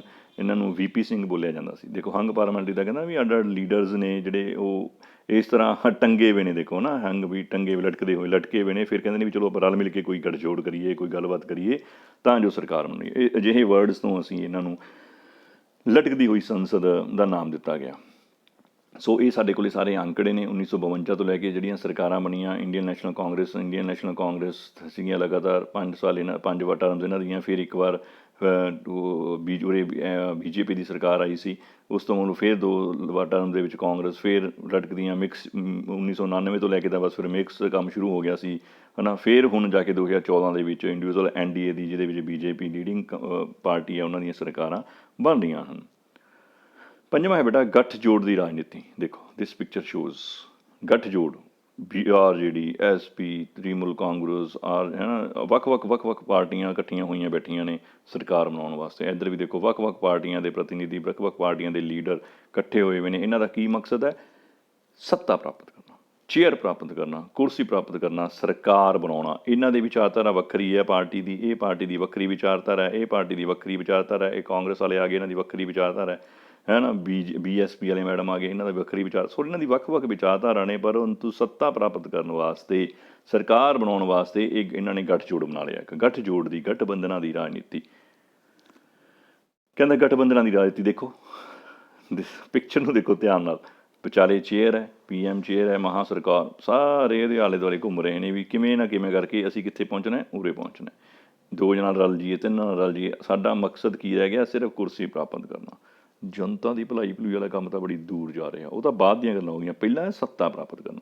ਭਾਰਤੀ ਰਾਜਨੀਤੀ ਵਿੱਚ ਦਲਾਂ ਦੇ ਗਠਬੰਧਨਾਂ ਦੀ ਰਾਜਨੀਤੀ ਦੀ ਪਰੰਪਰਾ ਇੱਕ ਵਿਸ਼ੇਸ਼ਤਾ ਬਣ ਚੁੱਕੀ ਹੈ। ਦਲ ਇੱਕ ਦੂਜੇ ਨਾਲ ਜੁੜਦੇ ਰਹਿੰਦੇ ਨੇ। ਜਦੋਂ ਕੋਈ ਵੀ ਰਾਜਨੀਤਿਕ ਦਲ ਇਕੱਲੇ ਤੌਰ 'ਤੇ ਲੋਕ ਸਭਾ ਵਿੱਚ ਸਪਸ਼ਟ ਬਹੁਮਤ ਪ੍ਰਾਪਤ ਕਰਨ ਦੀ ਸਥਿਤੀ ਵਿੱਚ ਨਹੀਂ ਹੈ, ਇਸ ਲਈ ਸੱਤਾ ਪ੍ਰਾਪਤ ਕਰਨ ਲਈ ਕਈ ਰਾਜਨੀਤਿਕ ਦਲ ਆਪਸ ਵਿੱਚ ਮਿਲ ਕੇ ਚੋਣ ਲੜਨ ਲਈ ਚੋਣ ਸਮਝੌਤੇ ਕਰਦੇ ਨੇ। ਬਿਲਕੁਲ ਉਹੀ ਗੱਲ ਹੈ ਵੀ ਜਦੋਂ ਇੱਕ ਪਾਰਟੀ, ਹੁਣ ਐਕਚੁਅਲੀ 1989 ਤੋਂ ਮਗਰੋਂ ਕੀ ਹੋ ਗਿਆ, ਬਹੁਤੀਆਂ ਪਾਰਟੀਆਂ ਨੂੰ ਪਤਾ ਲੱਗ ਗਿਆ ਸੀ ਵੀ ਅਸੀਂ ਇਕੱਲੇ ਸੱਤਾ ਪ੍ਰਾਪਤ ਨਹੀਂ ਕਰ ਸਕਦੇ, ਇਕੱਲੇ ਉਹੀ 272 ਵਾਲਾ ਜਾਦੂਮਈ ਅੰਕੜਾ ਪ੍ਰਾਪਤ ਨਹੀਂ ਕਰ ਸਕਦੇ, ਤਾਂ ਉਹ ਚੋਣ ਜਿਹਨੂੰ ਸਮਝੌਤੇ ਕਰਦੇ ਨੇ, ਦੂਜੀਆਂ ਪਾਰਟੀਆਂ ਨਾਲ ਚੋਣ ਸਮਝੌਤੇ ਕਰ ਲੈਂਦੇ ਨੇ, ਗਠਬੰਧਨ ਬਣਾਉਂਦੇ ਨੇ। ਗਠਬੰਧਨ ਦੀ ਸਰਕਾਰ ਤਾਂ ਹੀ ਕਹਿੰਦੇ ਨੇ ਵੀ ਜਦੋਂ ਉਹ ਵੱਖ-ਵੱਖ ਪਾਰਟੀਆਂ ਦੇ ਨਾਲ ਸਮਝੌਤੇ ਕਰਕੇ ਆਪਣੀ ਸਰਕਾਰ ਬਣਾਉਣ ਵਾਸਤੇ ਉਪਰਾਲੇ ਕਰਦੇ ਨੇ। ਇਹਨਾਂ ਗਠਬੰਧਨਾਂ ਦਾ ਮੁੱਖ ਮਕਸਦ ਰਾਜਨੀਤਿਕ ਸ਼ਕਤੀ ਪ੍ਰਾਪਤ ਕਰਨ ਦੀ ਲਾਲਸਾ ਹੁੰਦੀ ਹੈ। ਇਹਨਾਂ ਦਾ ਮੇਨ ਮੋਟਿਵ ਕੀ ਹੈ? ਚੇਅਰ ਤੱਕ ਪਹੁੰਚਣਾ। ਐਨੀ ਹਾਓ ਜਿਵੇਂ ਮਰਜ਼ੀ ਪਹੁੰਚੀਏ, ਜਿਹਦੇ ਨਾਲ ਮਰਜ਼ੀ ਗਠਬੰਧਨ ਕਰੀਏ, ਜਿਹਦੇ ਨਾਲ ਕੋਈ ਸਮਝੌਤਾ ਹੁੰਦਾ ਉਹਨਾਂ ਕਰ ਲੈਂਦੇ ਨੇ। ਕਈ ਵਾਰ ਅਜਿਹੇ ਰਾਜਨੀਤਿਕ ਦਲਾਂ ਵਿੱਚ ਆਪਸ ਵਿੱਚ ਰਾਜਨੀਤਿਕ ਗਠਬੰਧਨ ਕਰ ਲੈਂਦੇ ਹਨ ਜਿਨ੍ਹਾਂ ਦੀ ਰਾਜਨੀਤਿਕ ਸਿਧਾਂਤ ਵੀ ਵੱਖਰੇ ਹੁੰਦੇ ਨੇ। ਸਹੀ ਗੱਲ ਹੈ। ਮੋਟਿਵ ਤਾਂ ਇੱਕੋ ਹੀ ਰਹਿ ਗਿਆ, ਸੱਤਾ ਪ੍ਰਾਪਤ ਕਰਨਾ, ਚੇਅਰ ਪ੍ਰਾਪਤ ਕਰਨਾ। ਸੋ ਉਹਨੂੰ ਪ੍ਰਾਪਤ ਕਰਨ ਵਾਸਤੇ ਸਾਨੂੰ ਇਹ ਨਹੀਂ ਹੁੰਦਾ ਵੀ ਅਸੀਂ ਅਜਿਹੀ ਪਾਰਟੀ ਨਾਲ ਹੀ ਕਰੀਏ ਜਿਨ੍ਹਾਂ ਨਾਲ ਸਾਡੇ ਮਾੜੇ ਮੋਟੇ ਕੋਈ ਵਿਚਾਰ ਮਿਲਦੇ। ਬਿਲਕੁਲ ਉਲਟ ਵਿਚਾਰਾਂ ਵਾਲੀਆਂ ਰਾਜਨੀਤਿਕ ਦਲ ਦੇ, ਤਾਂ ਹੀ ਤਾਂ ਕਹਿੰਦੇ ਵੀ ਰਾਜਨੀਤੀ ਵਿੱਚ ਕੋਈ ਦੋਸਤ ਨਹੀਂ, ਕੋਈ ਮਿੱਤਰ ਨਹੀਂ, ਸਿਰਫ ਲੋੜ ਅਤੇ ਅਵਸਰ ਦੀ ਗੱਲ ਹੈ। ਜਦੋਂ ਜਿਹੋ ਜਿਹੀ ਲੋੜ ਹੈ, ਤੁਹਾਨੂੰ ਜਿਹੋ ਜਿਹਾ ਕੋਈ ਮੌਕਾ ਆ ਗਿਆ, ਉਸ ਹਿਸਾਬ ਨਾਲ ਸਮਝੌਤੇ ਹੁੰਦੇ ਰਹਿੰਦੇ ਨੇ। ਸੱਤਾ ਸ਼ਕਤੀ ਪ੍ਰਾਪਤ ਕਰਨ ਲਈ ਰਾਜਨੀਤਿਕ ਦਲ ਅਤੇ ਨੇਤਾ ਸਿਧਾਂਤ ਪ੍ਰਤੀ ਘੱਟ, ਜਿੱਤ ਦੀ ਸੰਭਾਵਨਾ ਪ੍ਰਤੀ ਵਧੇਰੇ ਧਿਆਨ ਦਿੰਦੇ ਨੇ। ਬਿਲਕੁਲ ਉਹ ਆਪਣੇ ਜਿਹੜੇ ਸਿਧਾਂਤ ਨੇ, ਮੋਰਲ ਵੈਲਿਊਜ਼ ਨੇ, ਜਾਂ ਜਿਹੜੀਆਂ ਉਹਨਾਂ ਦੇ ਐਥਿਕਸ ਸੀਗੀਆਂ, ਜਾਂ ਉਹਨਾਂ ਦੇ ਰੂਲਸ ਐਂਡ ਰੈਗੂਲੇਸ਼ਨ ਸੀ, ਉਹਨਾਂ ਨੂੰ ਤਾਂ ਡਿਨਾਈ ਕਰ ਦਿੰਦੇ ਨੇ, ਵਿਡਰਾਅ ਕਰ ਦਿੰਦੇ ਨੇ। ਉਹਨਾਂ ਦਾ ਮੁੱਖ ਮਕਸਦ ਕੀ ਹੁੰਦਾ? ਜਿੱਤ ਪ੍ਰਾਪਤ ਕਰਨਾ। ਜਿੱਤ ਪ੍ਰਾਪਤ ਕਰਕੇ ਸ਼ਕਤੀ ਪ੍ਰਾਪਤ ਕਰਨਾ, ਸ਼ਕਤੀ ਪ੍ਰਾਪਤ ਕਰਕੇ ਕੁਰਸੀ, ਚੇਅਰ ਪ੍ਰਾਪਤ ਕਰਨਾ। ਰੌਲਾ ਕੁਰਸੀ ਦਾ ਰਹਿ ਗਿਆ। ਸੋ ਇਹ ਗਠਬੰਧਨਾਂ ਦੀ ਜਿਹੜੀ ਰਾਜਨੀਤੀ ਹੈ, ਇਹ ਵੀ ਸਾਡੀ ਸੰਸਦੀ ਸ਼ਾਸਨ ਪ੍ਰਣਾਲੀ ਵਾਸਤੇ ਕਾਫੀ ਜ਼ਿਆਦਾ ਨੁਕਸਾਨਦਾਇਕ ਸਾਬਤ ਹੋ ਰਹੀ ਹੈ। ਸਾਡੇ ਕੋਲੇ ਬੇਟਾ ਅਲਾਇੰਸ ਨੇ, ਭਾਰਤ ਦੇ ਦੋ ਮੁੱਖ ਵੱਡੇ alliance, national democratic alliance NDA, ਜਿਨ੍ਹਾਂ ਦੀ ਮੌਜੂਦਾ ਹੁਣ ਸਰਕਾਰ ਚੱਲ ਰਹੀ ਹੈ। ਇਹਦੀ ਸਭ ਤੋਂ ਵੱਡੀ ਪਾਰਟੀ ਭਾਰਤੀ ਜਨਤਾ ਪਾਰਟੀ ਹੈ। ਉਸੇ ਤਰ੍ਹਾਂ ਇੱਕ ਵੱਡਾ ਅਲਾਇੰਸ ਹੋਰ ਹੈ UPA, ਯੂਨਾਈਟਿਡ ਪ੍ਰੋਗਰੈਸਿਵ ਅਲਾਇੰਸ, ਜਿਹਦੇ ਸਭ ਤੋਂ ਵੱਡੀ ਪਾਰਟੀ ਇੰਡੀਅਨ ਨੈਸ਼ਨਲ ਕਾਂਗਰਸ ਹੈ। ਇਹ ਦੋ ਵੱਡੇ ਅਲਾਇੰਸ ਨੇ, ਉਹਨਾਂ ਦੀਆਂ ਸਹਿਯੋਗੀ ਦਲ ਨੇ। ਇਹ ਰਲ ਕੇ ਹੁਣ ਅੱਜ ਕੱਲ੍ਹ ਇਹਨਾਂ ਦਾ ਦੌਰ ਚੱਲ ਰਿਹਾ ਹੈ। ਇੰਡੀਵਿਜੂਅਲ ਪਾਰਟੀਆਂ ਇਲੈਕਸ਼ਨ ਨਹੀਂ ਲੜਦੀਆਂ, ਵੱਖ-ਵੱਖ ਸਟੇਟ ਦੇ ਵਿੱਚ ਇਹ ਵੱਖ-ਵੱਖ ਖੇਤਰੀ ਪਾਰਟੀਆਂ ਨਾਲ ਸਮਝੌਤੇ ਕਰਕੇ ਇਹਨਾਂ ਨੇ ਅਲਾਇੰਸ ਬਣਾਏ ਹੋਏ ਨੇ। ਗਠਬੰਧਨਾਂ ਦੀ ਰਾਜਨੀਤੀ ਜਿਹੜੀ ਸਾਡੇ ਚੱਲ ਰਹੀ ਹੈ। ਚੰਗੀ ਪਰੰਪਰਾਵਾਂ ਦੀ ਘਾਟ। ਦੇਖੋ ਬੇਟਾ, ਪਿਕਚਰ ਨੂੰ ਧਿਆਨ ਨਾਲ ਦੇਖੋ। ਪਿਕਚਰ ਦੇਖ ਕੇ ਤੁਹਾਨੂੰ ਆਪਣੇ ਭਾਰਤ ਦੀ ਰਾਜਨੀਤੀ ਦੀ ਅਸਲੀਅਤ ਬਾਰੇ ਜੋ ਤੁਸੀਂ ਰੋਜ਼ ਦੇਖਦੇ ਹੋ, ਉਹ ਕਿਤੇ ਨਾ ਕਿਤੇ ਤੁਹਾਡੇ ਮਨਾਂ ਦੇ ਵਿੱਚ ਇਹ ਪਿਕਚਰ ਬਿਨਾਂ ਕੁਝ ਬੋਲੇ ਤੁਹਾਨੂੰ ਲਿਖਣ ਵਾਸਤੇ ਮਜਬੂਰ ਕਰ ਸਕਦੀ ਹੈ ਵੀ ਅਸੀਂ ਕੀ ਕੁਝ ਦੇਖ ਰਹੇ ਹਾਂ। ਕਹਿੰਦਾ ਸੰਸਦੀ ਸ਼ਾਸਨ ਪ੍ਰਣਾਲੀ ਦੀ ਸਫਲਤਾ ਚੰਗੀਆਂ ਪਰੰਪਰਾਵਾਂ ਦੀ ਸਥਾਪਨਾ 'ਤੇ ਨਿਰਭਰ ਕਰਦੀ ਹੈ, ਪਰ ਭਾਰਤ ਵਿੱਚ ਰਾਜਨੀਤਿਕ ਦਲ ਇਹਨਾਂ ਪਰੰਪਰਾਵਾਂ ਸਥਾਪਿਤ ਨਹੀਂ ਕਰ ਸਕੇ। ਸਾਡੇ ਜਿਹੜੀ ਪੋਲੀਟੀਕਲ ਪਾਰਟੀਜ਼ ਨੇ, ਉਹਨਾਂ ਦਾ ਮੁੱਖ ਮਨਸਬ ਉਹ ਬਣੀਆਂ ਇਸੇ ਕਰਕੇ ਸੀ ਵੀ ਕਾਮਨ ਕੰਮ ਕਰਾਂਗੇ, ਅਸੀਂ ਸਾਂਝੇ ਹਿੱਤ ਵਾਸਤੇ, ਲੋਕ ਹਿੱਤ ਵਾਸਤੇ, ਦੇਸ਼ ਦੇ ਹਿੱਤ ਵਾਸਤੇ ਕੰਮ ਕਰਾਂਗੇ। ਬਟ ਬਣ ਗਿਆ ਕੀ ਹੁਣ? ਨਿੱਜੀ ਹਿੱਤ। ਉਹਨਾਂ ਕੋਲ ਸਿਰਫ ਇੱਕੋ ਹੀ ਰਹਿ ਗਿਆ ਵੀ ਮੈਨੂੰ ਲੀਡਰ ਬਣ ਜਾਣ ਦਿਓ, ਮੈਨੂੰ ਕੋਈ ਪੋਰਟਫੋਲੀਓ ਮਿਲ ਜੇ, ਮੈਂ ਕੈਬਨਿਟ ਮੰਤਰੀ ਬਣ ਜਾ ਅਤੇ ਮੈਂ ਹੀ ਧਨ ਦੌਲਤ ਨੂੰ ਕਿਵੇਂ ਨਾ ਕਿਵੇਂ ਬਸ ਆਪ ਇਕੱਠਾ ਕਰੀ ਜਾਵਾਂ। ਦੇਸ਼ ਵਾਸਤੇ, ਜਨਤਾ ਵਾਸਤੇ, ਲੋਕਾਂ ਵਾਸਤੇ ਕੁਝ ਕਰਨ ਦੀ ਕੋਈ ਜ਼ਿਆਦਾ ਮਨ ਦੇ ਵਿੱਚ ਇੱਛਾ ਨਹੀਂ ਹੈ। ਸੋ ਅਸੀਂ ਜਿਹੜੀਆਂ ਉਹ ਚੰਗੀਆਂ ਇੱਕ ਟਰਡੀਸ਼ਨਸ, ਵੈਲ ਮੈਨਰਡ ਚੀਜ਼ਾਂ ਹੋਣੀਆਂ ਚਾਹੀਦੀਆਂ, ਅਸੀਂ ਉਹਨਾਂ ਨੂੰ ਖਾਤਮਾ ਕਰਦੇ ਜਾ ਰਹੇ ਹਾਂ। ਨਿੱਜਵਾਦ ਦੇ ਉੱਤੇ ਜ਼ਿਆਦਾ ਵਿਸ਼ਵਾਸ ਕਰਦੇ ਹੋਏ ਆਮ ਜਨਤਾ ਨੂੰ ਕਿਸੇ ਨਾ ਕਿਸੇ ਲਾਲਚ ਦੇ ਕੇ, ਕਿਸੇ ਨਾ ਕਿਸੇ ਧਮਕਾ ਕੇ, ਕਿਸੇ ਨਾ ਕਿਤੇ ਡਰਾ ਕੇ ਉਹਨਾਂ ਦੀ ਵੋਟ ਪ੍ਰਾਪਤ ਕਰਨਾ ਸਾਡਾ ਮੁੱਖ ਮਕਸਦ ਹੋ ਗਿਆ। ਉਹਨਾਂ ਨੂੰ ਇਹ ਨਹੀਂ ਹੈ ਵੀ ਅਸੀਂ ਕੰਮ ਕਰੀਏ ਅਤੇ ਸਾਨੂੰ ਵੋਟ ਮਿਲੇ। ਅਸੀਂ ਵੋਟ ਪ੍ਰਾਪਤ ਕਰਨ ਦੇ ਹੋਰ ਗਲਤ ਢੰਗ ਅਡੋਪਟ ਕਰਕੇ ਚੰਗੀਆਂ ਪਰੰਪਰਾਵਾਂ ਨੂੰ ਉੱਥੇ ਹੀ ਖਤਮ ਕਰ ਦਿੱਤਾ ਹੈ। ਹਰੇਕ ਰਾਜਨੀਤਿਕ ਦਲ ਨੇ ਆਪਣੇ ਰਾਜਨੀਤਿਕ ਲਾਭਾਂ ਦੀ ਪ੍ਰਾਪਤੀ ਲਈ ਸੰਸਦੀ ਪ੍ਰਣਾਲੀ ਦੀਆਂ ਸਥਾਪਿਤ ਪਰੰਪਰਾਵਾਂ ਦੀ ਬਲੀ ਦੇ ਦਿੱਤੀ ਹੈ। ਦੇਖੋ ਜੀ, ਸਾਡੇ ਲੀਡਰ ਸਾਹਿਬਾਨ ਨੇ, ਹਮਾਰਾ ਨੇਤਾ, ਹੈ ਨਾ, ਅਸੀਂ ਇੱਕ ਵਾਰ ਤਾਂ ਇਹ ਬੰਦਾ ਸਾਡੇ ਕੋਲੇ ਵੋਟ ਮੰਗਣ ਉਰੇ ਆ ਰਿਹਾ ਘਰੇ, ਮਗਰੋਂ ਜਦੋਂ ਇਹ ਨੇਤਾ ਬਣ ਗਿਆ, ਕੋਈ ਪੋਰਟਫੋਲੀਓ ਮਿਲ ਗਿਆ, ਕੋਈ ਕੈਬਨਿਟ ਮੰਤਰੀ ਬਣ ਗਿਆ, ਕੋਈ MLA ਬਣ ਗਿਆ, ਕੋਈ MP ਬਣ ਗਿਆ, ਤਾਂ ਫਿਰ ਇਹਨੇ ਲੋਕਾਂ ਨੂੰ ਡਰਾਉਣਾ ਹੀ ਸ਼ੁਰੂ ਕਰ ਦਿੱਤਾ। ਭਲੇ ਵਾਸਤੇ ਦਾ ਕੀ ਕੰਮ ਕਰਨਾ, ਸਿਰਫ ਨਿੱਜੀ ਆਪਣੇ ਕੰਮਾਂ ਵਾਸਤੇ ਇਹਨਾਂ ਦਾ ਚੱਲ ਰਿਹਾ ਹੈ। ਅਤੇ ਇਹ ਪਿਕਚਰ ਦੇ ਵਿੱਚ ਵੀ ਦੇਖ ਰਹੇ ਹਾਂ ਵੀ, ਹੈ ਨਾ, ਅਪਰਾਧੀਆਂ ਨੂੰ ਵੀ ਸ਼ਹਿ ਦੇ ਰਹੇ ਨੇ, ਆਪਦੀ ਮਨਮਰਜ਼ੀ ਕਰ ਰਹੇ ਨੇ, ਖੁਦ ਅਪਰਾਧੀ ਵੀ ਬਣ ਜਾਂਦੇ ਨੇ, ਖੁਦ ਅਜਿਹੇ ਘੁਟਾਲੇ, ਸਕੈਮ ਵਗੈਰਾ ਕਰਦੇ ਨੇ, ਜਿੱਥੇ ਕਿ ਜਿਹੜੀਆਂ ਕਿ ਸਾਡੀਆਂ ਇੱਕ ਟਰਡੀਸ਼ਨਲ ਚੀਜ਼ਾਂ ਜਿਹੜੀਆਂ ਚੱਲਦੀਆਂ ਆ ਰਹੀਆਂ ਸੀ, ਉਹਨਾਂ ਨੂੰ ਬਿਲਕੁਲ ਖਾਤਮਾ ਕਰ ਦਿੰਦੇ ਹਨ। ਅਨੇਕ ਮੰਤਰੀਆਂ, ਮੁੱਖ ਮੰਤਰੀਆਂ ਅਤੇ ਕਈ ਵਾਰ ਪ੍ਰਧਾਨ ਮੰਤਰੀ ਵਿਰੁੱਧ ਭ੍ਰਿਸ਼ਟਾਚਾਰ ਦੇ ਦੋਸ਼ ਲੱਗਦੇ ਰਹਿੰਦੇ ਹਨ। ਉਹਨਾਂ ਵਿੱਚੋਂ ਕੁਝ ਮੰਤਰੀਆਂ ਦੇ ਵਿਰੁੱਧ ਅਜਿਹੇ ਦੋਸ਼ ਸਥਾਪਿਤ ਵੀ ਹੋ ਚੁੱਕੇ ਹਨ। ਬਿਲਕੁਲ ਸਹੀ ਗੱਲ ਹੈ ਵੀ ਸਾਡਾ ਜਿਹੜਾ ਪਰੰਪਰਾਵਾਂ ਨੇ ਕਿੱਥੇ ਗਈਆਂ, ਇਮਾਨਦਾਰੀ ਕਿੱਥੇ ਗਈ? ਕੋਈ ਇਮਾਨਦਾਰੀ ਨਹੀਂ ਹੈ, ਕੋਈ ਸਾਡੀ ਡਿਊਟੀ ਨਹੀਂ ਹੈ, ਕੋਈ ਸਾਡਾ ਫਰਜ਼ ਨਹੀਂ ਹੈ ਦੇਸ਼ ਪ੍ਰਤੀ, ਜਨਤਾ ਪ੍ਰਤੀ। ਅਸੀਂ ਨੇਤਾ ਰਾਜਨੀਤੀ ਵਿੱਚ ਕਿਉਂ ਆ ਰਹੇ ਹਾਂ? ਸਿਰਫ ਨਿੱਜੀ ਸਵਾਰਥਾਂ ਵਾਸਤੇ, ਆਪਣੇ ਸਵਾਰਥਾਂ ਵਾਸਤੇ ਆ ਰਹੇ ਹਾਂ। ਉਹ ਜਦੋਂ ਅਸੀਂ ਜਿੱਤ ਗਏ ਜਾਂ ਜਿੱਤਣ ਵਾਸਤੇ ਚਾਹੇ ਸਾਨੂੰ ਗੁੰਡਿਆਂ ਦਾ ਸਹਾਇਤਾ ਲੈਣੀ ਪਵੇ, ਚਾਹੇ ਸਾਨੂੰ ਧਨ ਦੌਲਤ ਦੀ ਸਹਾਇਤਾ ਲੈਣੀ ਪਵੇ, ਰੁਪਈਏ ਪੈਸੇ ਦਾ, ਚੰਗੇ ਮਾੜੇ ਕੰਮ ਕਰਨੇ ਪੈਣ, ਕੋਈ ਉਹ ਨਹੀਂ। ਬਸ ਸਾਨੂੰ ਇੱਕੋ ਹੀ ਚੀਜ਼ ਹੈ ਵੀ ਸੱਤਾ ਚਾਹੀਦੀ ਹੈ। ਇਸੇ ਕਰਕੇ ਸਾਡੇ ਬਹੁਤੇ ਮੰਤਰੀਆਂ, ਮੁੱਖ ਮੰਤਰੀਆਂ, ਕਈ ਵਾਰ ਤਾਂ ਪ੍ਰਧਾਨ ਮੰਤਰੀ ਤੱਕ ਵੀ ਬਲੇਮਿੰਗ ਹੋ ਚੁੱਕੀ ਹੈ, ਉਹਨਾਂ 'ਤੇ ਵੀ ਦੋਸ਼ ਲੱਗੇ ਜਾ ਚੁੱਕੇ ਨੇ। ਭ੍ਰਿਸ਼ਟਾਚਾਰ ਦੇ ਦੋਸ਼ ਲੱਗ ਚੁੱਕੇ, ਸਕੈਮਸ, ਘੁਟਾਲਿਆਂ ਦੇ ਦੋਸ਼ ਲੱਗ ਚੁੱਕੇ, ਪੈਸਿਆਂ ਦੀ ਹੇਰ ਫੇਰ ਦੇ ਵਿੱਚ ਦੋਸ਼ ਲੱਗ ਚੁੱਕੇ, ਕਈਆਂ ਦੇ ਸਾਬਤ ਵੀ ਹੋ ਗਏ ਨੇ। ਆਹ ਦੇਖੋ, ਹੈ ਨਾ, ਬੋਫਰਸ ਜਿਹੜਾ ਹੈਗਾ ਆਪਣੇ ਕੋਲ ਘੁਟਾਲਾ 80 lakh crore, 80 lakh crore, please note down the figures, ਹੈ ਨਾ। 2G ਸਕੈਮ 1,76,000 ਕਰੋੜ, ਕਿੱਡੀ ਵੱਡੀ ਅਮਾਊਂਟ ਹੈ। ਨੀਚੇ ਇੱਕ ਹੋਰ ਸੀ, ਕੋਲਗੇਟ ਘੁਟਾਲਾ 1,86,000 ਕਰੋੜ। ਸੋ ਇਹ ਵੱਖ ਹੈ ਨਾ ਘੁਟਾਲੇ ਨੇ ਜਿਹੜੇ ਸਾਡੇ ਮੰਤਰੀਆਂ ਨੇ ਕੀਤੇ ਨੇ। ਕੈਬਨਿਟ ਮੰਤਰੀਜ਼ ਹੋ ਗਏ, MLAs ਹੋ ਗਏ, MPs ਹੋ ਗਏ, ਉਹਨਾਂ ਨੇ ਕੀਤੇ ਨੇ। ਅਤੇ ਫਿਰ ਅਸੀਂ ਭਾਰਤ ਵਿੱਚ ਗਰੀਬੀ ਦੀ ਰੱਟ ਲਾਈ ਹੈ। ਉਹ ਜਿਸ ਦੇਸ਼ ਦੇ ਵਿੱਚ ਐਡੇ ਐਡੇ ਘੁਟਾਲੇ ਹੁੰਦੇ ਨੇ, ਉਹ ਦੇਸ਼ ਕਿਵੇਂ ਗਰੀਬ ਹੋ ਸਕਦਾ ਹੈ? ਜੇ ਇਹੀ ਚੀਜ਼ ਸਹੀ, ਇੰਨਾ ਪੈਸਾ ਸਹੀ ਥਾਂ 'ਤੇ ਲੱਗਿਆ ਹੋਵੇ ਤਾਂ ਕੋਈ ਗਰੀਬ ਕਿਵੇਂ ਰਹਿ ਸਕਦਾ ਹੈ? ਗਰੀਬੀ ਨਹੀਂ ਹੈ, ਪੈਸੇ ਦੀ ਕੋਈ ਘਾਟ ਨਹੀਂ ਹੈ, ਰਿਸੋਰਸਿਸ ਕੋਈ ਘਾਟ ਨਹੀਂ ਹੈ, ਪਰ ਉਹ ਸਾਰੇ ਇਕੱਠੇ ਇੱਕ ਥਾਂ 'ਤੇ ਹੋਏ ਪਏ ਨੇ। ਜਿਹੜੇ ਸਾਡੇ ਪ੍ਰਤੀਨਿਧੀ ਅਸੀਂ ਚੁਣ ਚੁਣ ਕੇ ਭੇਜਦੇ ਹਾਂ, ਉਹਨਾਂ ਨੇ ਸਾਰਿਆਂ ਨੇ ਉਹਨਾਂ ਨੂੰ ਆਪ ਦੇ ਕਬਜ਼ੇ 'ਚ ਕਰ ਲਿਆ। ਆਮ ਜਨਤਾ ਤੱਕ ਤਾਂ ਉਹਨਾਂ ਦੇ ਵਿੱਚੋਂ ਕੋਈ ਚੀਜ਼ ਪਹੁੰਚਦੀ ਨਹੀਂ। ਇਹ ਘੁਟਾਲੇ ਨੇ, ਪਤਾ ਨਹੀਂ ਸਾਡੀਆਂ ਸਰਕਾਰਾਂ ਕਿਉਂ ਇਹਨਾਂ ਘੁਟਾਲਿਆਂ ਦੇ ਪਿੱਛੇ ਕੋਈ ਇਨਕੁਆਇਰੀਆਂ ਨਹੀਂ ਹੁੰਦੀਆਂ, ਕਿਵੇਂ ਪੈਸੇ ਕਿੱਥੇ ਦੇ ਕਿੱਥੇ ਲੁਪਤ ਹੋ ਜਾਂਦੇ ਨੇ, ਕਿਵੇਂ ਲੋਕ ਬੈਂਕਾਂ 'ਚੋਂ ਲੋਨ ਲੈ ਕੇ ਬਾਹਰ ਭੱਜ ਜਾਂਦੇ ਨੇ, ਉਹ ਫੜੇ ਨਹੀਂ ਜਾਂਦੇ। ਇੱਕ ਆਮ ਕਿਸਾਨ ਵਿਚਾਰਾ ਜਿਹਨੇ ਲੋਨ ਲਿਆ ਹੁੰਦਾ, ਉਹਨੂੰ ਖੁਦਕੁਸ਼ੀ ਕਰਨੀ ਪੈਂਦੀ ਹੈ। ਸੋ ਇਹ ਜਿਹੜੀਆਂ ਸਾਡੀਆਂ ਸਿਸਟਮ ਨੇ, ਇਹ ਕਿਤੇ ਨਾ ਕਿਤੇ ਇਹਦੇ ਵਿੱਚ ਬਹੁਤ ਵੱਡੀ ਇੱਕ ਘਾਟ ਹੈ, ਜਿਹਦੇ ਕਰਕੇ ਸਾਡੀ ਜਿਹੜੀ ਸੰਸਦੀ ਸ਼ਾਸਨ ਪ੍ਰਣਾਲੀ ਹੈ ਉਹ ਇਫੈਕਟਿਵਲੀ ਵਰਕ ਨਹੀਂ ਕਰ ਰਹੀ। ਸੋ ਬੇਟਾ 7th ਪੁਆਇੰਟ ਆ ਗਿਆ ਸਾਡੇ ਕੋਲ, ਰਾਜਨੀਤਿਕ ਦਲਾਂ ਵਿੱਚ ਆਪਸੀ ਜ਼ਿੰਮੇਵਾਰੀਆਂ ਦਾ ਪੂਰਨ ਅਹਿਸਾਸ ਨਾ ਹੋਣਾ। ਪੋਲੀਟੀਕਲ ਪਾਰਟੀ ਦਾ ਮੁੱਖ ਮਕਸਦ ਸੀ ਜਨਤਾ ਦੀ ਭਲਾਈ, ਦੇਸ਼ ਦੀ ਭਲਾਈ, ਸਰਵ ਵਿਆਪਕ ਅਜਿਹੇ ਕਾਰਜ ਕਰਨਾ ਜਿਹਦੇ ਨਾਲ ਸਾਰੀ ਡਿਵੈਲਪਮੈਂਟ ਹੋ ਸਕੇ, ਪਰ ਉਹ ਇਹਨਾਂ ਕੋਲੇ ਇਸ ਤਰ੍ਹਾਂ ਦੀ ਕੋਈ ਵੀ ਉਹ ਇੱਛਾ ਹੁਣ ਮਨ ਦੇ ਵਿੱਚ ਨਹੀਂ ਰਹੇਗੀ। ਭਾਰਤ ਵਿੱਚ ਸੈਂਕੜੇ ਹੀ ਰਾਜਨੀਤਿਕ ਦਲ ਹਨ। ਹਰੇਕ ਦਲ ਆਪਣੇ ਦਲ ਦੀ ਮੈਂਬਰਾਂ ਦੀ ਗਿਣਤੀ ਵਧਾਉਣ ਵਿੱਚ ਲੱਗਿਆ। ਹਰ ਇੱਕ ਨੂੰ ਇਹ ਹੁੰਦਾ ਵੀ ਮੇਰੇ ਇੰਨੇ ਮੈਂਬਰ ਇਸ ਵੱਲ ਨਵੇਂ ਭਰਤੀ ਹੋ ਜਾਣ, ਇੰਨੇ ਹੋਰ ਸਾਡੇ ਨਾਲ ਜੁੜ ਜਾਣ। ਕਿਸੇ ਵੀ ਦਾ ਵੀ ਧਿਆਨ ਆਪਣੀਆਂ ਜ਼ਿੰਮੇਵਾਰੀਆਂ ਵੱਲ ਨਹੀਂ ਜਾਂਦਾ। ਜਿਹੜੀ ਮੇਨ ਕੰਮ ਸੀ ਉਹਨਾਂ ਦੀਆਂ ਜ਼ਿੰਮੇਵਾਰੀਆਂ, ਜਨਤਾ ਪ੍ਰਤੀ ਤੁਹਾਡਾ ਕੀ ਫਰਜ਼ ਹੈ, ਜਨਤਾ ਪ੍ਰਤੀ ਤੁਹਾਡੀਆਂ ਕੀ ਡਿਊਟੀ ਨੇ। You are elected people, you are representative of people. ਤੁਸੀਂ ਉਹਨਾਂ ਲੋਕਾਂ ਵਾਸਤੇ ਕੀ ਕਰ ਰਹੇ ਹੋ, ਉਹਨਾਂ ਦੇ ਮੁੱਦਿਆਂ ਨੂੰ ਕਿੱਥੇ ਉਠਾ ਰਹੇ ਹੋ, ਉਹਨਾਂ ਮੁੱਦਿਆਂ ਨੂੰ ਕਿਵੇਂ ਸੋਲਵ ਕਰ ਰਹੇ ਹੋ, ਉਹਨਾਂ ਕੰਨੀ ਕੋਈ ਧਿਆਨ ਨਹੀਂ ਹੈ। ਹਰੇਕ ਦਾ ਮੁੱਖ ਮੰਤਵ ਸਿਰਫ ਅਤੇ ਸਿਰਫ ਸੱਤਾ ਪ੍ਰਾਪਤ ਕਰਨਾ ਹੈ। ਬਸ ਇੱਕ ਵਾਰ ਚੇਅਰ ਮਿਲ ਜੇ, ਚੇਅਰ ਮਿਲਣ ਤੱਕ ਤਾਂ ਇਹ ਤੁਹਾਡੇ ਹੱਥ ਜੋੜਦੇ ਨੇ, ਮਗਰੋਂ ਫਿਰ ਤੁਹਾਨੂੰ 5 ਸਾਲ ਇਹਨਾਂ ਦੇ ਹੱਥ ਜੋੜਨੇ ਪੈਂਦੇ ਨੇ, ਨਾ ਕਿ ਜਨਤਾ ਦੀ ਭਲਾਈ ਕਰਨਾ। ਜਨਤਾ ਦੀ ਭਲਾਈ ਤਾਂ ਕੋਈ ਜਨਤਾ ਦੀ ਭਲਾਈ ਨਹੀਂ ਹੁੰਦੀ। ਜਦੋਂ ਇੱਕ ਵਾਰ ਚੇਅਰ ਮਿਲ ਜਾਂਦੀ ਹੈ ਤਾਂ ਫਿਰ ਨਿੱਜਵਾਦ ਇਹਨਾਂ 'ਤੇ ਪੂਰਾ ਸਵਾਰਥੀ ਹੋ ਜਾਂਦਾ ਹੈ। ਇਹਨਾਂ ਨੂੰ ਮਿਲਣ ਵਾਸਤੇ ਵੀ ਸਾਨੂੰ ਤਰਲੇ ਕਰਨੇ ਪੈਂਦੇ ਨੇ, ਕੰਮ ਤਾਂ ਕਿੱਥੋਂ ਹੋਊਗਾ। ਇਸ ਤਰ੍ਹਾਂ ਦੇ ਵਾਤਾਵਰਨ 'ਚ ਇਸ ਤਰ੍ਹਾਂ ਦੇ ਵਾਤਾਵਰਨ ਵਿੱਚ ਸੰਸਦੀ ਸ਼ਾਸਨ ਪ੍ਰਣਾਲੀ ਦੀ ਸਹੀ ਸਫਲਤਾ ਸੰਭਵ ਨਹੀਂ ਹੈ। ਬੇਟਾ ਜਦੋਂ ਸਾਡੇ ਰਿਪਰੈਜ਼ੈਂਟੇਟਿਵਸ ਦਾ ਮੁੱਖ ਮਕਸਦ, ਸਾਡੇ ਪ੍ਰਤੀਨਿਧੀ ਦਾ ਮੁੱਖ ਮਕਸਦ ਸਿਰਫ ਸੱਤਾ ਪ੍ਰਾਪਤ ਕਰਨਾ ਹੋ ਗਿਆ, ਫਿਰ ਕਿਵੇਂ ਭਲਾਈ ਹੋ ਸਕਦੀ ਹੈ।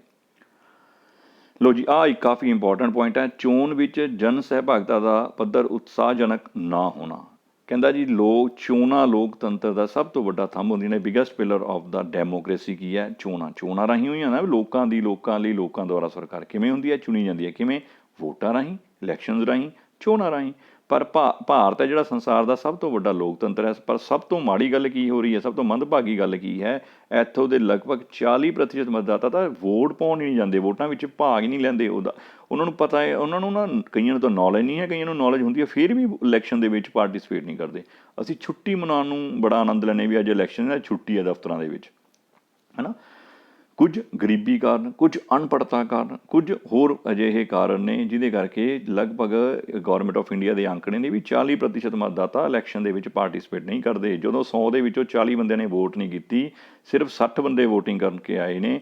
ਤਾਂ ਇਸ ਤਰ੍ਹਾਂ ਦੀ ਚੁਣੀ ਹੋਈ ਸਰਕਾਰ ਨੂੰ ਅਸੀਂ ਕਿਵੇਂ ਸਾਰੇ ਲੋਕਾਂ ਦੀ, ਸਾਰੇ ਦੇਸ਼ ਦੀ ਇੱਕ ਆਵਾਜ਼ ਜਾਂ ਰਿਪਰੈਜ਼ੈਂਟੇਟਿਵ ਕਹਾਂਗੇ ਵੀ ਸਾਰੇ ਦੇਸ਼ ਨੇ ਰਲ ਕੇ ਸਰਕਾਰ ਚੁਣੀ ਹੈ। ਸੋ ਇਹ ਇੱਕ ਵੱਡੀ ਸਾਡੀ ਸੰਸਦੀ ਸ਼ਾਸਨ ਪ੍ਰਣਾਲੀ ਵਾਸਤੇ ਬੜਾ ਨੁਕਸਾਨਦੇਹ ਹੈ ਵੀ ਜਿਹੜੇ ਲੋਕ ਵੋਟਾਂ ਦੇ ਵਿੱਚ ਭਾਗ ਨਹੀਂ ਲੈਂਦੇ। ਇਸ ਤਰ੍ਹਾਂ ਦੀ ਸਹਿਭਾਗਤਾ ਦਾ ਕਾਰਨ ਜਿਹੜੇ ਨਤੀਜੇ ਪ੍ਰਾਪਤ ਹੁੰਦੇ ਨੇ, ਉਸ ਨੂੰ ਪੂਰੇ ਦੇਸ਼ ਦੀ ਅਸਲੀ ਇੱਛਾ ਨਹੀਂ ਕਿਹਾ ਜਾ ਸਕਦਾ। ਪੋਲਿੰਗ ਬੂਥ ਖਾਲੀ ਰਹਿੰਦੇ ਨੇ, ਹੈ ਨਾ, ਜਾਂ ਲੋਕ, ਹੈ ਨਾ, ਧਰਮ, ਜਾਤੀ, ਭਾਸ਼ਾ, ਪ੍ਰਾਂਤ ਆਦਿ ਦੀਆਂ ਭਾਵਨਾਵਾਂ ਦੇ ਵਿੱਚ ਆ ਕੇ ਵੋਟਿੰਗ ਕਰਦੇ ਨੇ ਵੀ ਸਾਡੀ ਜਾਤੀ ਦਾ ਬੰਦਾ, ਸਾਡੇ ਧਰਮ ਦਾ ਬੰਦਾ, ਸਾਡੇ ਪ੍ਰਾਂਤ ਦਾ ਬੰਦਾ, ਭਾਵੇਂ ਉਹ 'ਚ ਕੋਈ ਕੁਆਲਿਟੀ ਨਾ ਹੋਵੇ। ਇਹ ਵੀ ਇੱਕ ਬੈਡ ਇਫੈਕਟ ਹੈ ਸੰਸਦੀ ਸ਼ਾਸਨ ਪ੍ਰਣਾਲੀ ਦੇ ਉੱਤੇ। ਜਾਂ ਫਿਰ ਲਾਲਚ। ਅਸੀਂ ਅਕਸਰ ਦੇਖਿਆ ਵੋਟਾਂ ਦੇ ਦੌਰਾਨ ਬਹੁਤ ਕੁਝ ਵੰਡਿਆ ਜਾਂਦਾ ਹੈ। ਨੇਤਾਵਾਂ ਦੁਆਰਾ ਲੋਕਾਂ ਨੂੰ ਆਟਾ, ਚਾਵਲ, ਦਾਲਾਂ, ਮਸ਼ੀਨਾਂ, ਕੱਪੜੇ, ਪਤਾ ਨਹੀਂ ਕੀ ਕੁਝ ਵੰਡਿਆ, ਈਵਨ ਕਿ ਕੈਸ਼ ਮਨੀ ਵੀ ਵੰਡਿਆ ਜਾਂਦਾ। ਕਈ ਥਾਵਾਂ 'ਤੇ ਤਾਂ ਨਾ, ਜਿਹਨੂੰ ਕਹਿੰਦੇ ਨੇ ਵੀ ਆਪਾਂ ਪੇਅ ਪਦਾਰਥ ਵੀ, ਨਸ਼ੀਲੇ ਪਦਾਰਥ ਵੀ ਵੰਡੇ ਜਾਂਦੇ ਨੇ। ਤਾਂ ਉੱਥੇ ਲੋਕਾਂ ਨੂੰ ਸਮਝਣਾ ਚਾਹੀਦਾ ਵੀ ਇਹ ਇੱਕ ਵਾਰ ਵੰਡ ਦੇਣਗੇ, 2 ਵਾਰ ਵੰਡ ਦੇਣਗੇ, ਮਗਰੋਂ 5 ਸਾਲ ਇਹ ਸਾਡੇ ਤੋਂ ਹੀ ਵਸੂਲ ਕਰਨਗੇ ਜਿੰਨਾ ਪੈਸਾ ਹੁਣ ਸਾਡੇ 'ਤੇ ਖਰਚ ਕੀਤਾ ਜਾ ਰਿਹਾ। ਉਹਦੇ ਨਾਲੋਂ ਬਿਹਤਰ ਹੁੰਦਾ ਵੀ ਉਹ ਅਸੀਂ ਅਜਿਹੇ ਰਿਪਰੈਜ਼ੈਂਟੇਟਿਵ ਚੁਣੀਏ ਜਿਹੜੇ ਸਾਡੇ ਵਾਸਤੇ ਰੋਜ਼ਗਾਰ ਸਾਨੂੰ ਮੁਹੱਈਆ ਕਰਾ ਸਕਣ, ਅਸੀਂ ਆਪ ਕਮਾ ਕੇ ਖਾ ਸਕੀਏ। ਇਹਨਾਂ ਲਾਲਚਾਂ ਵਿੱਚ ਨਾ ਆਈਏ, ਪਰ ਇਹ ਹੁੰਦਾ ਹੈ। ਤੁਸੀਂ ਅਕਸਰ ਦੇਖਿਆ ਹੋਊਗਾ ਇਲੈਕਸ਼ਨ ਦੇ ਦਿਨਾਂ ਦੇ ਵਿੱਚ ਨਾ ਬਹੁਤ ਸਾਰੀ ਪੁਲਿਸ ਦੁਆਰਾ ਚੌਕਸੀ ਰੱਖੀ ਜਾਂਦੀ ਹੈ ਵੀ ਕੋਈ ਕਰੰਸੀ ਦੀ ਟਰਾਂਸਫਰ ਨਾ ਹੋਵੇ ਇੱਕ ਥਾਂ ਤੋਂ ਦੂਜੀ ਥਾਂ। ਉਹਦਾ ਮਤਲਬ ਇਹੀ ਹੁੰਦਾ ਵੀ ਜੇ ਪੈਸਾ ਟਰਾਂਸਫਰ ਹੋ ਰਿਹਾ, ਇਟ ਮੀਨਸ ਵੀ ਹੋ ਸਕਦਾ ਵੋਟਾਂ ਖਰੀਦੀਆਂ ਵੇਚੀਆਂ ਜਾ ਸਕਣ। ਸੋ ਇਹ ਜਿਹੜੀਆਂ ਅਸੀਂ ਇਸ ਆਧਾਰ 'ਤੇ ਵੀ ਇਲੈਕਸ਼ਨ ਦੇ ਵਿੱਚ ਪਾਰਟੀਸਪੇਟ ਕਰਦੇ ਹਾਂ, ਲਾਲਚ ਵਿੱਚ ਆ ਕੇ, ਜਾਤ ਪਾਤ ਦੇ ਵਿੱਚ ਆ ਕੇ। ਸੋ ਇਹ ਸਾਰਾ ਕੁਛ ਹੈ ਜਿਹੜਾ ਸੰਸਦੀ ਸ਼ਾਸਨ ਪ੍ਰਣਾਲੀ ਵਾਸਤੇ ਹਾਨੀਕਾਰਕ ਬੇਟਾ ਸਿੱਧ ਹੁੰਦਾ ਹੈ। 8ਵਾਂ ਪੁਆਇੰਟ, ਸੰਸਦੀ ਸ਼ਾਸਨ ਪ੍ਰਣਾਲੀ ਵਿੱਚ ਲੋਕਾਂ ਦੀ ਭਾਗੀਦਾਰੀ। 8ਵਾਂ ਪੁਆਇੰਟ, ਸੰਸਦੀ ਸ਼ਾਸਨ ਪ੍ਰਣਾਲੀ ਵਿੱਚ ਲੋਕਾਂ ਦੀ ਭਾਗੀਦਾਰੀ। ਸੰਸਦੀ ਸ਼ਾਸਨ ਪ੍ਰਣਾਲੀ ਵਿੱਚ ਲੋਕਾਂ ਦੀ ਭਾਗੀਦਾਰੀ ਅਗਲਾ ਪੁਆਇੰਟ ਆ ਗਿਆ ਸੰਸਦ ਦੇ ਗੌਰਵ ਦਾ ਪਤਨ। ਬੇਟਾ ਸੰਸਦ ਹੈ ਜਿਹੜੀ ਸਾਡੀ ਉਹ ਦੇਸ਼ ਦੀ ਸਭ ਤੋਂ ਵੱਡਾ ਲੋਕਤੰਤਰੀ ਦੇਸ਼ ਵਾਸਤੇ ਇੱਕ ਪਵਿੱਤਰ ਮੰਦਿਰ ਮੰਨਿਆ ਜਾਂਦਾ ਹੈ। ਇਸ ਵਿੱਚ ਦੇਸ਼ ਦੀ ਗੌਰਵ ਪ੍ਰਤਿਮਾ ਗਰਿਮਾ ਉਹ ਸਾਰਾ ਕੁਝ ਝਲਕਦੀ ਹੈ ਇੰਡੀਅਨ ਪਾਰਲੀਮੈਂਟ ਦੇ ਵਿੱਚ। ਇਹ ਸਾਡੇ ਦੇਸ਼ ਦਾ ਇੱਕ ਵੱਡਾ ਮਾਣ ਹੈ। ਪਰੰਤੂ ਸਾਡੇ ਜਿਹੜੇ ਸੰਸਦ ਨੇ ਕੀ ਕਰਦੇ ਨੇ, ਤੁਸੀਂ ਅਕਸਰ ਟੀਵੀ ਦੇ ਉੱਤੇ ਨਾ ਦੇਖਿਆ ਕਰੋ, ਤੁਸੀਂ ਪੋਲੀਟੀਕਲ ਸਾਇੰਸ ਦੇ ਸਟੂਡੈਂਟ ਹੋ, ਤੁਹਾਨੂੰ ਉਹ ਦੇਖਣਾ ਚਾਹੀਦਾ। ਲੋਕ ਸਭਾ ਦੇ ਰਾਜ ਸਭਾ ਦਾ ਇੱਕ ਚੈਨਲ ਹੈ ਜਿੱਥੇ ਲਾਈਵ ਉਹਨਾਂ ਦੀ ਟੈਲੀਕਾਸਟ ਆਉਂਦਾ ਹੈ, ਜੋ ਉੱਥੇ ਮੀਟਿੰਗਸ ਵਗੈਰਾ ਬੈਠਕਾਂ ਵਗੈਰਾ ਹੁੰਦੀਆਂ ਨੇ। ਪਰ ਅਜੋਕੇ ਸਮੇਂ ਵਿੱਚ ਲਗਭਗ ਹਰੇਕ ਦਲ ਦੇ ਮੈਂਬਰ ਸੰਸਦ ਦੇ ਵਿਧੀ ਨਿਯਮਾਂ ਦੀ ਪਾਲਣਾ ਨਹੀਂ ਕਰਦੇ ਅਤੇ ਸੰਸਦ ਦਾ ਵਡਮੁੱਲਾ ਸਮਾਂ ਰੌਲਾ ਰੱਪਾ ਪਾ ਕੇ ਨਸ਼ਟ ਕਰ ਦਿੰਦੇ ਨੇ। ਅਸੀਂ ਦੇਖਿਆ ਵੀ ਸੰਸਦ ਦੀਆਂ ਮੀਟਿੰਗਾਂ ਦੇ ਵਿੱਚ ਦੇਖੋ ਸਾਡੇ ਸਭਾਪਤੀ ਜੀ ਸਪੀਕਰ ਸਾਹਿਬ ਬੈਠੇ ਨੇ, ਆਪਦੀ ਸੀਟ ਛੱਡ ਕੇ ਤੁਰੇ ਫਿਰਦੇ ਨੇ, ਸੀਟ ਛੱਡ ਕੇ ਵਿਰੋਧ ਕਰ ਰਹੇ ਨੇ। ਵਿਰੋਧ ਕਰਨ ਦਾ ਇਹਨਾਂ ਨੂੰ ਇੱਕ ਪਾਰਲੀਮੈਂਟ ਢੰਗ ਨਹੀਂ ਮਿਲਦਾ ਵੀ ਆਰਾਮ ਨਾਲ ਬੈਠ ਕੇ ਵਿਰੋਧ ਕਰੋ। ਰੌਲਾ ਰੱਪਾ ਪਾਉਣਾ, ਕੁਰਸੀਆਂ ਚੱਲਦੀਆਂ ਦੇਖੀਆਂ ਨੇ, ਪੇਪਰ ਉੱਥੇ ਫਾੜ ਕੇ ਇੱਕ ਦੂਜੇ ਦੇ ਮੂੰਹ 'ਤੇ ਮਾਰਦੇ ਦੇਖੇ ਨੇ। ਭਾਵ ਪੜ੍ਹੇ ਲਿਖਿਆਂ ਵਾਲਾ ਕੋਈ ਕੰਮ ਨਹੀਂ ਕਰਦੇ, ਸਿਆਣੇ ਵਿਅਕਤੀਆਂ ਵਾਲਾ ਕੋਈ ਕੰਮ ਨਹੀਂ ਕਰਦੇ, ਮੈਚਿਓਰਿਟੀ ਵਾਲਾ ਕੋਈ ਕੰਮ ਨਹੀਂ ਕਰਦੇ। ਤੁਸੀਂ ਕਿਸੇ ਵੱਡੇ ਇੱਕ ਗਰੁੱਪ ਨੂੰ ਰੀਪ੍ਰਜੈਂਟ ਕਰਦੇ ਹੋ, ਤੁਸੀਂ ਉਹਨਾਂ ਦੇ ਪ੍ਰਤੀਨਿਧੀ ਹੋ, ਉਹ ਕੋਈ ਕੰਮ ਨਹੀਂ ਕਰਦੇ। ਨਾਲੇ ਉਹਨਾਂ ਨੂੰ ਪਤਾ ਹੁੰਦਾ ਵੀ ਇਹ ਸਾਰਾ ਕੁਝ ਲਾਈਵ ਚੱਲ ਰਿਹਾ, ਫਿਰ ਵੀ ਸਾਡੇ ਸੰਸਦ ਦੀ ਸਾਡੀ ਪਾਰਲੀਮੈਂਟ ਦੀ ਗਰਿਮਾ ਨੂੰ ਭੰਗ ਕਰਦੇ ਨੇ, ਉੱਥੇ ਨਿਯਮਾਂ ਨੂੰ ਤੋੜਦੇ ਨੇ, ਉੱਥੇ ਬੁਰਾ ਹਾਲ ਕਰ ਦਿੰਦੇ ਨੇ। ਬਹੁਤ ਵਾਰ ਤਾਂ ਸੰਸਦ ਰੌਲੇ ਰੱਪੇ ਦੇ ਕਰਕੇ ਬਿਨਾਂ ਕਿਸੇ ਕੰਮ ਕੀਤੇ ਹੀ ਬੰਦ ਹੋ ਜਾਂਦੀ ਹੈ। ਇਹਨਾਂ ਦਾ ਰੌਲਾ ਰੱਪਾ ਚੱਲਦਾ ਰਹਿੰਦਾ ਹੈ। ਬੇਟਾ ਸੰਸਦ ਦੀ ਇੱਕ ਬੈਠਕ ਦੇ ਉੱਤੇ ਬਹੁਤ ਜ਼ਿਆਦਾ ਖਰਚਾ ਹੁੰਦਾ ਹੈ। ਤੁਹਾਨੂੰ ਜੇ ਤੁਸੀਂ ਇਹਦਾ ਚੈੱਕ ਕਰੋ ਤਾਂ ਹਰ ਇੱਕ ਸੰਸਦ ਨੂੰ ਹਰ ਇੱਕ ਮੀਟਿੰਗ ਅਟੈਂਡ ਕਰਨ ਦਾ ਬਹੁਤ ਵੱਡਾ ਖਰਚਾ ਸਾਨੂੰ ਉਹਨਾਂ ਦਾ ਚੁੱਕਣਾ ਪੈਂਦਾ। ਅਤੇ ਪਰ ਇਹਨਾਂ ਦੀ ਲੜਾਈ ਕਰਕੇ, ਇਹਨਾਂ ਦੀ ਉਹਦੇ ਕਰਕੇ ਉੱਥੇ ਕੋਈ ਮੁੱਦੇ 'ਤੇ ਪਹੁੰਚਦੇ ਨਹੀਂ ਪ੍ਰੋਪਰ, ਲੜਾਈ ਕਰਕੇ ਉੱਥੇ ਉਹਨਾਂ ਨੂੰ ਸੰਸਦ ਦੀ ਕਾਰਵਾਈ ਬੰਦ ਕਰਨੀ ਪੈਂਦੀ ਹੈ ਅਤੇ ਜਨਤਾ ਦਾ ਜਿਹੜਾ ਧਨ ਹੈ ਉਹ ਬਰਬਾਦ ਕਰਦੇ ਹਨ।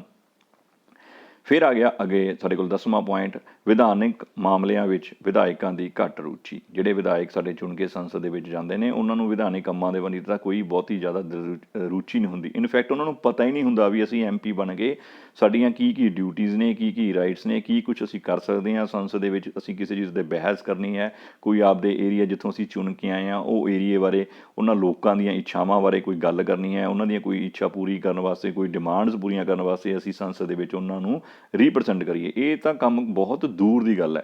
ਕਹਿੰਦਾ ਭਾਰਤੀ ਸੰਸਦ ਜਾਂ ਰਾਜ ਵਿਧਾਨ ਮੰਡਲਾਂ ਦੇ ਵਿੱਚ ਮੈਂਬਰਾਂ ਦੀ ਭਾਰੀ ਗਿਣਤੀ ਵਿਧਾਇਕ ਕੰਮਾਂ ਵਿੱਚ ਕੋਈ ਵਿਸ਼ੇਸ਼ ਰੁਚੀ ਨਹੀਂ ਲੈਂਦੇ। ਬਹੁਤ ਸਾਰੇ ਮੈਂਬਰ ਸਦਨ ਦੀਆਂ ਬੈਠਕਾਂ ਵਿੱਚ ਭਾਗ ਹੀ ਨਹੀਂ ਲੈਂਦੇ। ਬਿਲਕੁਲ ਮੀਟਿੰਗਸ ਦੇ ਵਿੱਚ ਜਾਂਦੇ ਹੀ ਨਹੀਂ। ਕਿਸੇ ਪ੍ਰਕਾਰ ਦੀ ਬਹਿਸ ਕਰਨ ਦਾ ਤਾਂ ਬਹੁਤ ਦੂਰ ਦੀ ਗੱਲ ਹੈ, ਆਪਣਾ ਕੋਈ ਯੋਗਦਾਨ ਨਹੀਂ ਪਾਉਂਦੇ ਬਹਿਸ ਦੇ ਵਿੱਚ। ਉਹਨਾਂ ਦਾ ਮੁੱਖ ਮੰਤਵ ਕੇਵਲ ਆਪਣੀ ਹਾਜ਼ਰੀ ਪੂਰੀ ਕਰਨਾ ਹੁੰਦਾ ਹੈ ਵੀ ਇੰਨੀਆਂ ਜ਼ਰੂਰੀ ਨੇ ਮੀਟਿੰਗਸ ਅਟੈਂਡ ਕਰਨੀਆਂ, ਉਨੀਆਂ ਕੁ ਕਰੇ ਆਉਂਦੇ ਨੇ ਉੱਥੇ ਜਾ ਕੇ। ਈਵਨ ਕਿ ਕਈ ਵਾਰ ਆਪਾਂ ਦੇਖਿਆ ਟੀਵੀ ਦੇ ਵਿੱਚ ਸੌਂ ਵੀ ਜਾਂਦੇ ਨੇ ਸਾਡੇ ਸੰਸਦ ਮੀਟਿੰਗ ਦੇ ਵਿੱਚ। ਉੱਥੇ ਸੰਸਦ ਦੀ ਬੈਠਕ ਕਾਰਵਾਈ ਚੱਲ ਰਹੀ ਹੁੰਦੀ ਹੈ ਅਤੇ ਕਈ ਤਾਂ ਉੱਥੇ ਪਏ ਸੁੱਤੇ ਪਏ ਹੁੰਦੇ ਨੇ।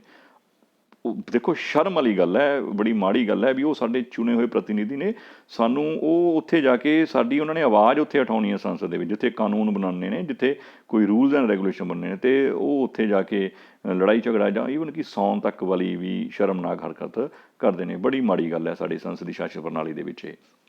ਘੱਟ ਗਿਣਤੀ ਹਾਜ਼ਰੀ ਜਾਂ ਸੰਸਦ ਦਾ ਕੋਰਮ ਪੂਰਾ ਨਾ ਹੋਣ ਕਾਰਨ ਕਈ ਵਾਰ ਤਾਂ ਸਪੀਕਰ ਜਾਂ ਸਭਾਪਤੀ ਨੂੰ ਸੰਸਦ ਦੀ ਬੈਠਕਾਂ ਨੂੰ ਸਥਗਿਤ ਕਰਨਾ ਪੈਂਦਾ। ਬੇਟਾ ਇੱਕ ਕੋਰਮ ਹੁੰਦਾ ਵੀ ਇੰਨੇ ਵਿਅਕਤੀਆਂ ਦਾ ਸੰਸਦ ਦੀ ਮੀਟਿੰਗ ਵਿੱਚ ਹਾਜ਼ਰ ਹੋਣਾ ਜ਼ਰੂਰੀ ਹੈ।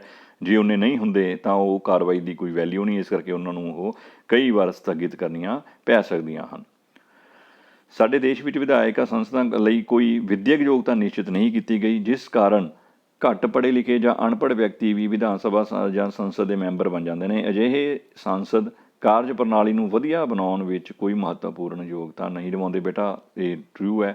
ਅਨਪੜ੍ਹ ਵਿਅਕਤੀ, ਘੱਟ ਪੜ੍ਹੇ ਲਿਖੇ ਵਿਅਕਤੀ ਜਾਂ ਅਪਰਾਧਿਕ ਕਿਸਮ ਦੇ ਵਿਅਕਤੀ ਵੀ ਇਲੈਕਸ਼ਨ ਲੜ ਸਕਦੇ ਨੇ, ਜਿੱਤ ਜਾਂਦੇ ਨੇ, MP ਬਣ ਜਾਂਦੇ ਨੇ।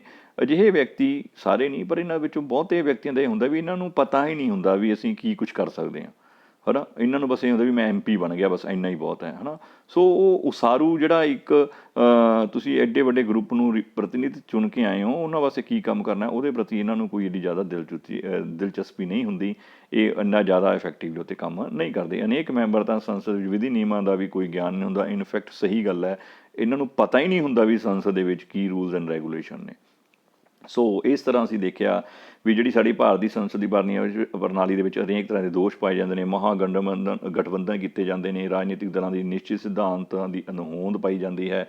ਅਵਸਰਵਾਦ, ਮੌਕਾ ਦੇਖਣਾ ਹੈ ਵੀ ਜਿਹੋ ਜਿਹਾ ਜਦੋਂ ਸਾਨੂੰ ਜਿੱਥੇ ਜਿਹੋ ਜਿਹਾ ਲਾਭ ਹੁੰਦਾ ਅਸੀਂ ਉਸ ਤਰ੍ਹਾਂ ਦਾ ਕੰਮ ਕਰਦੇ ਹਾਂ। ਲੋਕਾਂ ਨੂੰ ਲਾਲਚ ਦੇ ਕੇ ਵੀ ਵੋਟਿੰਗ ਕਰਾ ਲਈ, ਗਠਬੰਧਨ ਬਣਾ ਲਿਆ, ਕਦੇ ਕਿਸੇ ਨਾਲ ਜੁੜ ਗਏ, ਕਦੇ ਕਿਸੇ ਤੋਂ ਅੱਡ ਹੋ ਗਏ। ਇਹ ਸਾਰਾ ਕੁਝ ਸਾਡੀ ਸੰਸਦੀ ਵਿੱਚ, ਸ਼ਾਸਨ ਪ੍ਰਣਾਲੀ ਵਿੱਚ ਚੱਲਦਾ ਹੈ।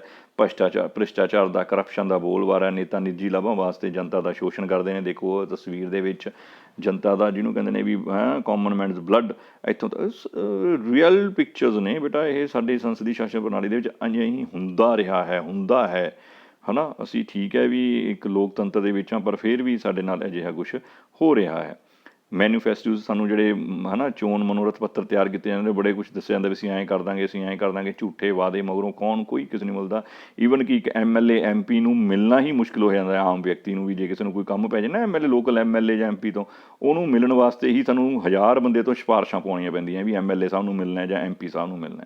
ਇਹ ਸਾਡੀਆਂ ਸਥਿਤੀਆਂ ਹੋ ਜਾਂਦੀਆਂ। ਆਪਦੀ ਵੋਟ ਉਹਨਾਂ ਨੂੰ ਦੇਣ ਤੋਂ ਬਾਅਦ ਤੋਂ ਖਰਚਿਆਂ ਦਾ ਦੇਖ ਲਓ, ਪਿਕਚਰਸ ਨੂੰ ਦੇਖੋ ਤੁਸੀਂ, ਬੜਾ ਆਨੰਦ ਆਊਗਾ ਵੀ ਤੁਹਾਨੂੰ ਸਮਝ ਆਊਗਾ ਵੀ ਸਾਡੀ ਪੋਲੀਟਿਕਸ ਕੀ ਹੈ, ਜੋ ਸਾਡੇ ਆਲੇ ਦੁਆਲੇ ਹੋ ਰਿਹਾ। ਬੂਥ ਕੈਪਚਰਿੰਗ ਹੋ ਰਹੀ ਹੈ, ਲੁੱਟ ਕੇ ਲੈ ਜਾਂਦੇ ਨੇ, ਗੁੰਡਾਗਰਦੀ ਰਾਜ ਹੈ। ਆਮ ਜਨਤਾ ਨੇ ਜਿਹੜੀ ਵੋਟਾਂ ਪਾਈਆਂ ਨੇ ਉਹਨਾਂ ਨੂੰ ਚੋਰੀ ਹੋ ਜਾਂਦੀਆਂ ਨੇ, ਹੈ ਨਾ। ਸੋ ਇਹ ਸਾਡੇ ਜਿਹੜੀਆਂ ਡਿਫੈਕਟਸ ਨੇ, ਜਿਹੜੀਆਂ ਦੋਸ਼ ਨੇ, ਉਹਨਾਂ ਦੀ ਇੱਕ ਜਿੰਦਾ ਜਾਗਦਾ ਤਸਵੀਰ ਹੈ ਨਾ। ਵੱਖ-ਵੱਖ ਨੰਬਰ ਆਫ ਪੋਲੀਟੀਕਲ ਪਾਰਟੀਜ਼ ਵੀ ਨੁਕਸਾਨਦਾਇਕ ਨੇ। ਧਰਮਵਾਦ, ਜਾਤੀਵਾਦ, ਭਾਸ਼ਾਵਾਦ, ਖੇਤਰਵਾਦ, ਇਹ ਸਾਰਾ ਕੁਛ ਬੇਟਾ ਹੈ ਨਾ ਕਿਤੇ ਸਾਡੀ ਸੰਸਦੀ ਸ਼ਾਸਨ ਪ੍ਰਣਾਲੀ ਨੂੰ ਢਾਹ ਲਾਉਂਦਾ ਹੈ, ਉਸ ਨੂੰ ਨੁਕਸਾਨਦਾਇਕ ਹੈ, ਉਸ ਨੂੰ ਸਹੀ ਇਫੈਕਟਿਵਲੀ ਕੰਮ ਕਰਨ ਤੋਂ ਰੋਕਦਾ ਹੈ। ਸੋ ਅਸੀਂ ਹੁਣ ਭਾਰਤ ਵਾਸੀ ਹਾਂ। ਅਸੀਂ ਭਾਰਤ ਨੂੰ, ਗੌਰਵ ਨੂੰ, ਗਰਿਮਾ ਨੂੰ ਬਚਾਈ ਰੱਖਣ ਵਾਸਤੇ ਸਾਨੂੰ ਚਾਹੀਦਾ ਹੈ ਅਵਸਰਵਾਦ ਦੀ ਰਾਜਨੀਤੀ ਦਾ ਤਿਆਗ ਕਰਨਾ ਚਾਹੀਦਾ ਹੈ। ਸਾਨੂੰ ਰੀਅਲ ਜਿਹੜਾ ਜਿਸਦੇ ਵਾਸਤੇ ਅਸੀਂ ਪੋਲੀਟੀਕਲ ਪਾਰਟੀ ਬਣਾਈ ਹੈ ਉਸ ਚੀਜ਼ ਨੂੰ ਮਕਸਦ ਰੱਖਣਾ ਚਾਹੀਦਾ ਹੈ। ਚੰਗੀਆਂ ਪਰੰਪਰਾਵਾਂ ਦੀ ਸਥਾਪਨਾ ਕਰਨੀ ਹੈ, ਮੋਰਲ ਵੈਲਿਊਜ਼, ਹਿਊਮੈਨਿਟੀ, ਇਹ ਸਾਰਾ ਕੁਝ ਸਾਨੂੰ ਕਰਨਾ ਚਾਹੀਦਾ ਹੈ ਆਪਣੀ ਲਾਈਫ ਦੇ ਵਿੱਚ। ਬੀਇੰਗ ਏ ਇੰਡੀਅਨ, ਸਿਆਣੇ ਮਤਦਾਤਾ, ਚੰਗੀ ਤਰ੍ਹਾਂ ਸੋਚ ਸਮਝ ਕੇ, ਬਿਨਾਂ ਕਿਸੇ ਲਾਲਚ ਤੋਂ, ਬਿਨਾਂ ਕਿਸੇ ਡਰ ਤੋਂ ਸਾਨੂੰ ਵੋਟ ਪਾਉਣੀ ਚਾਹੀਦੀ ਹੈ। ਇਸੇ ਕਰਕੇ ਭਾਰਤ ਵਿੱਚ ਬਾਲਗ ਮਤ ਅਧਿਕਾਰ, ਭਾਵ 18 ਸਾਲ ਜਾਂ 18 ਸਾਲ ਤੋਂ ਵੱਧ ਦੀ ਉਮਰ ਦੇ ਵਿਅਕਤੀ ਨੂੰ ਬਿਨਾਂ ਕਿਸੇ ਭੇਦਭਾਵ ਦੇ, ਬਿਨਾਂ ਕਿਸੇ ਜਾਤ ਪਾਤ, ਲਿੰਗ ਦੇ ਭੇਦਭਾਵ ਦੇ ਵੋਟ ਪਾਉਣ ਦਾ ਅਧਿਕਾਰ ਹੈ। ਇਸ ਕਰਕੇ ਸਾਨੂੰ ਵੀ ਆਪਦੇ ਇਸ ਵੋਟ ਪਾਉਣ ਦੇ ਅਧਿਕਾਰ ਨੂੰ, ਵੋਟ ਪਾਉਣ ਦਾ ਹੱਕ ਨੂੰ ਫਰਜ਼ ਬਣਾਉਂਦੇ ਹੋਏ ਚੰਗੇ ਨੇਤਾਵਾਂ ਨੂੰ, ਇਮਾਨਦਾਰ ਨੇਤਾਵਾਂ ਨੂੰ ਵੋਟ ਪਾਉਣੀ ਚਾਹੀਦੀ ਹੈ, ਤਾਂ ਜੋ ਉਹ ਇੱਕ ਤਕੜੀ ਸਰਕਾਰ ਬਣਾ ਸਕਣ, ਤਕੜੀ ਸੰਸਦ ਨੂੰ ਦੇ ਸਕਣ। ਲੰਗੜੀ ਸੰਸਦ ਜਾਂ ਲਟਕਦੀ ਹੋਈ ਸੰਸਦ ਨਾ ਹੋਵੇ, ਅਤੇ ਉਹ ਸਾਡੀਆਂ ਜਿਹੜੀਆਂ ਦੇਸ਼ ਦੀਆਂ ਡਿਵੈਲਪਮੈਂਟ ਵਾਸਤੇ ਵਧੀਆ ਕੰਮ ਕਰ ਸਕਣ। ਆਮ ਜਨਤਾ ਨੂੰ ਸਹੀ ਉਹਨਾਂ ਦੇ ਮਕਸਦ ਉਹਨਾਂ ਨੂੰ ਦੇਸ਼ ਦੇ ਲੋਕਤੰਤਰ ਦੇ ਵਿੱਚ ਪ੍ਰਾਪਤ ਹੋ ਸਕਣ। ਸੋ ਮੈਨੂੰ ਉਮੀਦ ਹੈ ਵੀ ਤੁਹਾਨੂੰ ਇਹ ਸੰਸਦੀ ਸ਼ਾਸਨ ਪ੍ਰਣਾਲੀ ਦੀਆਂ ਤਰੁੱਟੀਆਂ ਬਾਰੇ ਸਮਝ ਆ ਗਿਆ ਹੋਊਗਾ। ਅਤੇ ਬੇਟਾ ਤੁਹਾਡੇ ਤੋਂ ਹੁਣ ਮੈਂ ਉਮੀਦ ਇਹੀ ਕਰਦਾ ਵੀ ਇਹਨਾਂ ਵਿੱਚੋਂ ਜਿੰਨੀਆਂ ਵੀ ਤਰੁੱਟੀਆਂ ਤੁਸੀਂ ਦੂਰ ਕਰ ਸਕਦੇ ਹੋ ਆਪਣੇ ਸਿਸਟਮ ਦੇ ਵਿੱਚ, ਉਹਨੂੰ ਦੂਰ ਕਰਨ ਵਾਸਤੇ ਜ਼ਰੂਰ ਉਪਰਾਲੇ ਕਰੋਗੇ। ਤੁਸੀਂ ਸਿਆਣੇ ਵਿਅਕਤੀ ਹੋ, ਸੂਝਵਾਨ ਵਿਅਕਤੀ ਹੋ, ਸੂਝਵਾਨ ਵਿਦਿਆਰਥੀ ਹੋ। ਆਉਣ ਵਾਲੇ ਸਮੇਂ ਵਿੱਚ ਤੁਹਾਨੂੰ ਵੀ ਵੋਟ ਪਾਉਣ ਦਾ ਅਧਿਕਾਰ ਮਿਲਣ ਵਾਲਾ ਹੈ ਜਾਂ ਕੁਝ ਨੂੰ ਮਿਲ ਚੁੱਕਿਆ ਹੋਊਗਾ। ਤਾਂ ਜਿੰਨੀਆਂ ਵੀ ਇਲੈਕਸ਼ਨ ਤੁਸੀਂ ਦੇ ਵਿੱਚ ਪਾਰਟੀਸਪੇਟ ਕਰੋਗੇ, ਇਮਾਨਦਾਰੀ ਨਾਲ, ਬਿਨਾਂ ਕਿਸੇ ਡਰ ਤੋਂ, ਬਿਨਾਂ ਕਿਤੇ ਭੇਦਭਾਵ ਤੋਂ, ਆਲੇ ਦੁਆਲੇ ਦੇ ਹਾਲਾਤਾਂ ਨੂੰ ਮੁੱਖ ਰੱਖਦੇ ਹੋਏ ਇਮਾਨਦਾਰੀ ਨਾਲ ਆਪਣੀ ਵੋਟ ਨੂੰ, ਵੋਟ ਦੇ ਅਧਿਕਾਰ ਨੂੰ, ਵੋਟ ਦੇ ਫਰਜ਼ ਦੇ ਰੂਪ ਦੇ ਵਿੱਚ ਇਸਤੇਮਾਲ ਕਰਕੇ ਚੰਗੀ, ਵਧੀਆ, ਸਟਰੋਂਗ, ਸੋਲਿਡ ਅਤੇ ਇਫੈਕਟਿਵ ਸੰਸਦੀ ਸ਼ਾਸਨ ਪ੍ਰਣਾਲੀ ਦੀ ਸਥਾਪਨਾ ਕਰੋਗੇ। ਇਸ ਉਮੀਦ ਨਾਲ ਮੈਂ ਤੁਹਾਡਾ ਸਾਰਿਆਂ ਦਾ ਇੱਕ ਵਾਰ ਫੇਰ ਤੋਂ ਧੰਨਵਾਦ ਕਰਦਾ ਹਾਂ। Thank you very much. ਆਪਣਾ ਸਾਰਿਆਂ ਦਾ ਧਿਆਨ ਰੱਖਣਾ ਅਤੇ ਇਸ ਟੌਪਿਕ ਨੂੰ ਬੁੱਕਸ ਦੇ ਨਾਲ ਟੈਲੀ ਕਰਕੇ ਕੰਪਲੀਟ ਕਰ ਲੈਣਾ। Thank you very much. ਸਭ ਨੂੰ ਪਿਆਰ ਭਰੀ ਸਤਿ ਸ਼੍ਰੀ ਅਕਾਲ। Bye bye.